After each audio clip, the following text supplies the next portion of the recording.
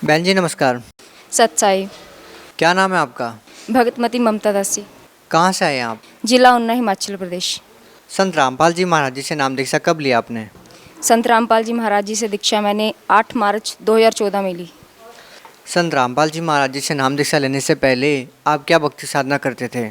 संत रामपाल जी महाराज जी से नाम दीक्षा लेने से पहले मैं सभी देवी देवताओं की भक्ति करती थी, जैसे कि शंकर भगवान में ज़्यादा आस्था थी मेरी। तो फिर संत रामपाल जी महाराज जी की शरण में कैसे आना हुआ? संत रामपाल जी महाराज की शरण में आने का एक बहुत बड़ा कारण है, कारण नहीं मेरे लिए तो वरदान है। मुझे कैंसर हो गया था फरवरी में, मुझे मतलब मैं बीमार रहती थी। बीमार रहने के कारण मेरा बहुत बुरा हाल रहता था। मैं ऑफिस जाती थी, मतलब ऑफिस से मैं घर बहुत मुश्किल से पहुंचती थी। मेरे घर वाले बड़े परेशान रहने लगे। फिर वो आखिर में बोलते कि इसका मतलब टेस्ट करवाना पड़ेगा, ये बीमार क्यों रहती है, इसको दर्द होता क्यों है। फिर हमने टेस्ट करवाया तो टेस्ट वाले ने बोला कि इसको ऐसे ऐसे प्रॉब्लम है, इसको आप अच्छे से डॉक्टर को दिखाओ। हमारे यहीं उन्ना में एक प्राइवेट डॉक्टर हैं, उनको दिखाया। उन्होंने कहा, मेरे पापा के मुँह पे बोल दिया कि आपकी बेटी को ऐसे ऐसे कैंसर बन रहा है। मेरे को उन्होंने रूम से बाहर निकाल दिया, लेकिन मैंने सुन लिया। उस टाइम तो मेरे पैरों के नीचे से ज़मीन निकल गई कि हे भगवान ये क्या हुआ, क्योंकि मेरे मम्मी की डेथ 3.5 महीने पहले हुई थी। कि ये मेरे पापा के साथ क्या हो गया कि पहले मेरी मम्मी की डेथ, अब मुझे ये बीमारी, महीने में तो मैं भी ख़त्म हो जाऊंगी ऐसे ऐसे। पर मेरे पापा को मतलब यकीन था। वो संत रामपाल जी महाराज जी का सत्संग कई सालों से मतलब सुन रहे थे, 2-3 साल से सुन रहे थे, पर मतलब कभी बोला नहीं हमें, ना ही कभी गए खुद, पर बहुत ध्यान से सुनते थे।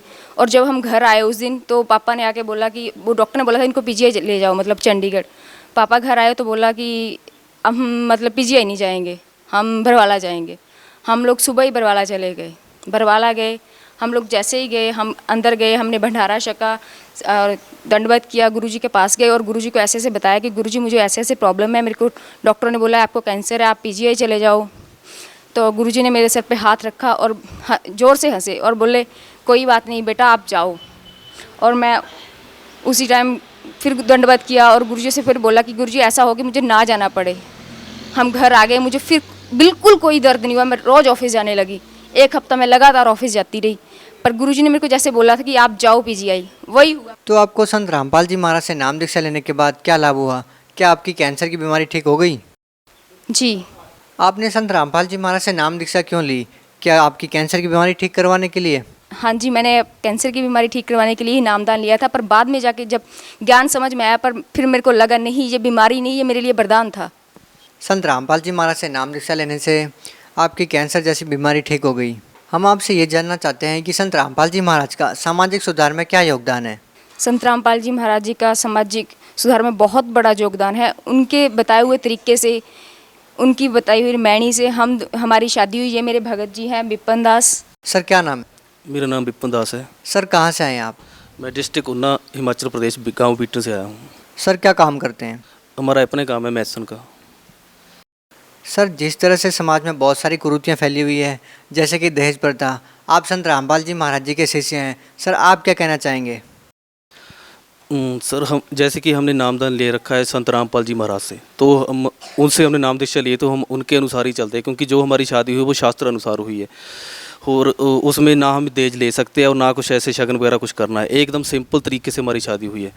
तो जैसे कि आपको पता है कि आजकल दहेज, इसके दाज दहेज के लिए कितनी लड़कियों को जलाया जाता है और इतने लोग दाज दहेज देते हैं, फिर भी मतलब उनकी लड़की खुश नहीं रहती है। और हमारे गुरुजी ने, संत रामपाल जी महाराज ने, जो सब जो दाज प्रथा, जो कृतियाँ जो ख़त्म कर दी है।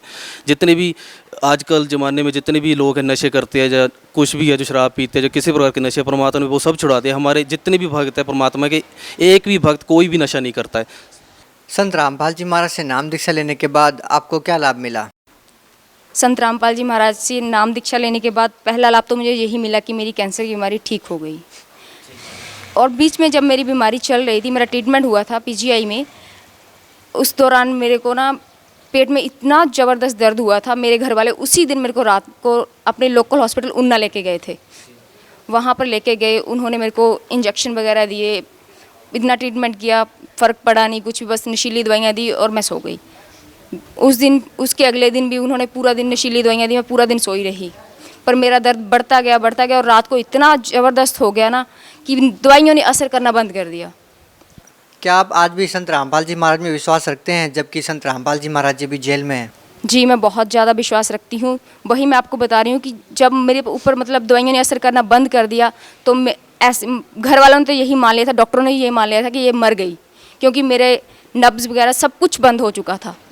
सर, आप भी संत रामपाल जी महाराज जी के अनुयायी हैं। हम आपसे जानना चाहेंगे कि आपको संत रामपाल जी महाराज से नाम दीक्षा लेने के बाद क्या लाभ हुआ? सर सबसे बड़ा लाभ तो मुझे ये हुआ कि मुझे सच्ची भक्ति का पता चला। पहले जैसे हम मंदिर में जाते थे, शिव की उपासना या हनुमान की उपासना वो सब करते थे। अगर घर में कोई सुख हो तो ठीक है, अगर कोई दुख आ जाए तो हम ये कहते थे कि मैं तो सुबह शाम हनुमान चालीसा करता हूँ, ऐसे करता हूँ, मंदिर में जाता हूँ, मुझे कोई फ़ायदा नहीं हो रहा, तो हम दुखी हो जाते रहे ऐसे। पर जो तो हमें संत रामपाल जी महाराज की शरण में आके पता चला कि जो हम साधना कर रहे थे उससे तो हमारा कोई लाभ हो ही नहीं सकता था, वो तो हमारे कर्मों का फल ही हमें मिल रहा था। तो हाँ, जैसे कि हम उनकी शरण में आए तो हमें सारा ज्ञान हो गया, शास्त्रों का ज्ञान हो गया। पहले हमें ये नहीं पता था कि आखिर भागवत गीता में लिखा है, वेदों में क्या लिखा है। जब गुरुजी ने एक एक पेज, एक एक किताब खोल के टीवी पे दिखाई तो हमको सब कुछ सारा ज्ञान हो गया।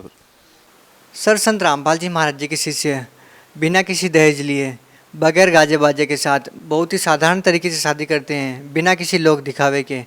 इसके बावजूद भी एक ऐसे संत पर देशद्रोह जैसे आरोप लगना, सर इसके बारे में आप क्या कहना चाहेंगे? सर जैसे कि हमारे गुरुजी ने, संत रामपाल जी महाराज ने हर तरह के नशे मतलब बंद करवा दिए। जितने भी हमारे अनुयायी है सब ने मतलब नशे करने बंद कर दिए।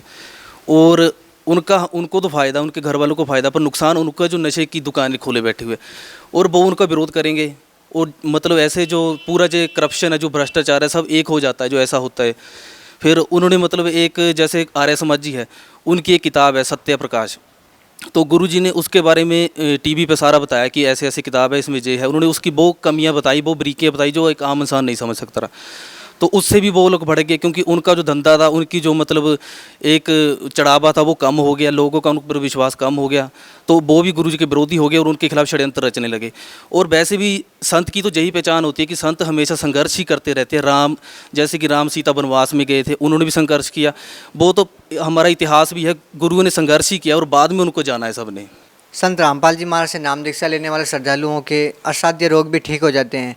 सर, आपको संत रामपाल जी महाराज से नाम दीक्षा लेने के बाद और क्या लाभ हुए? सतगुरु संत रामपाल जी महाराज ने मुझे सबसे बड़ा लाभ तो ये दिया है, क्योंकि जब मेरा ट्रीटमेंट ख़त्म हुआ था, डॉक्टरों ने मेरे मुंह पे बोला था, मेरे साथ कोई नहीं था, अकेली गई थी मैं अपनी रिपोर्ट्स चेक करवाने। डॉक्टर ने बोला आपकी रिपोर्ट्स बिल्कुल ठीक है, आपको कोई प्रॉब्लम नहीं है। कहते पर मैं आपको बता देना चाहता हूँ, क्योंकि आप अडल्ट पर्सन हो, आपकी कल को शादी होगी, आपको सब कुछ पता होना चाहिए।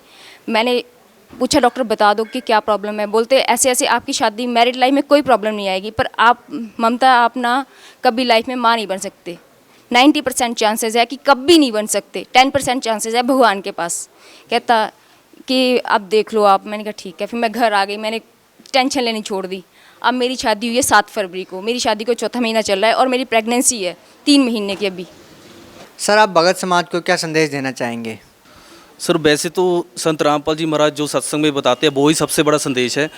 तो हम भी यही कहना चाहते हैं कि अगर अपना उद्धार करवाना चाहते हैं, क्योंकि आजकल संत बहुत है, इसलिए सतगुरु की ज़रूरत पड़ी, क्योंकि संत इतने हो चुके हैं, अब सतगुरु की ज़रूरत पड़ी। और सतगुरु इस समय जगत गुरु तत्वदर्शी संत रामपाल जी महाराज जी, अगर उनकी शरण में आओगे तभी हमारा उद्धार होगा, नहीं तो हम जहीं के जन्म मरण में भटकते फिरते रहेंगे। आप भगत समाज को क्या संदेश देना चाहेंगे? मैं भगत समाज को यही संदेश देना चाहती हूँ कि आप सतगुरु संत रामपाल जी महाराज की शरण में आओ, उनसे नाम उपदेश लो, अपना कल्याण करो। जी, बहुत बहुत धन्यवाद। सच्चाई। सत्संग